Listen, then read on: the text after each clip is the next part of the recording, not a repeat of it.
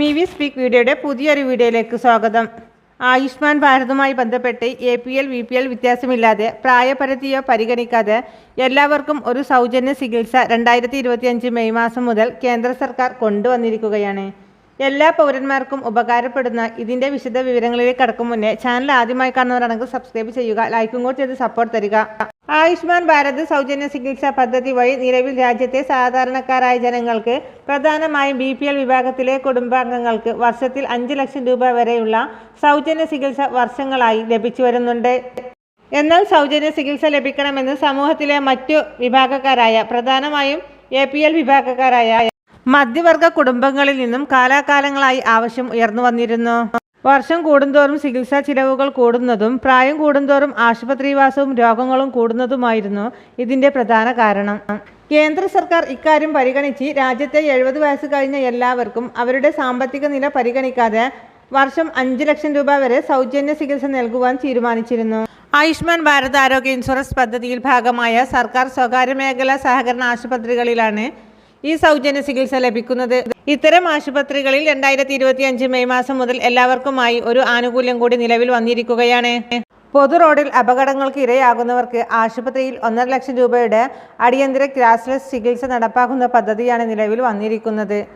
രാജ്യവ്യാപകമായി സർക്കാർ സ്വകാര്യ മേഖലകളിലെ ആശുപത്രിയിൽ പണമടക്കാതെ അടിയന്തരമായി ചികിത്സ ഉറപ്പാക്കാൻ വേണ്ടിയാണ് കേന്ദ്ര സർക്കാർ ഈ നടപടിയെടുത്തത്.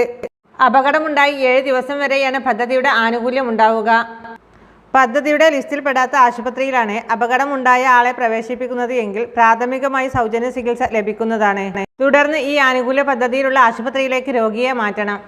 Cashless treatment off road accident victims scheme 2025 എന്ന പദ്ധതി നിലവിൽ വന്നതായി കേന്ദ്ര ഗതാഗത മന്ത്രാലയമാണ് വിജ്ഞാപനം പുറത്തിറക്കിയത്. പദ്ധതിക്ക് പ്രായം, സാമൂഹിക പശ്ചാത്തലം, വരുമാനം എന്നിവ മാനദണ്ഡമല്ല.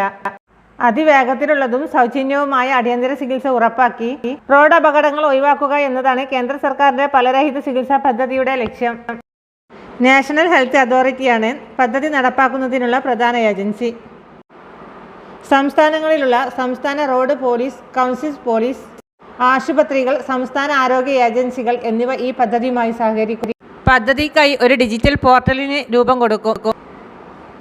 ആശുപത്രികളുടെ വിവരങ്ങൾ, ക്ലെയിമിനുള്ള നടപടിക്രമങ്ങൾ, ചികിത്സയും പണമടക്കലും തുടങ്ങിയവ ഈ പോർട്ടൽ വഴി ഏകോപിപ്പിക്കും. സംസ്ഥാന റോഡ് സുരക്ഷാ കൗൺസിലറാണ് മോഡൽ ഏജൻസി. ആശുപത്രിയുടെ പേരുവിവര പട്ടിക സംസ്ഥാന റോഡ് സുരക്ഷാ കൗൺസിലിന്റെയോ ദേശീയ ആരോഗ്യ അതോറിറ്റിയുടെയോ പോർട്ടലിൽ ലഭിക്കും. അപകടത്തെക്കുറിച്ച് പോലീസിനെ അറിയിക്കണം. തുടർന്നുള്ള നടപടികൾക്ക് പോലീസിന്റെ റിപ്പോർട്ട് ആവശ്യമാണ്. ആശുപത്രികൾ ദേശീയ ആരോഗ്യ അതോറിറ്റിയുമായി ബന്ധപ്പെട്ട് രോഗികളുടെ ക്ലെയിം സെറ്റിൽമെന്റ് നടപടികൾ സ്വീകരിക്കും.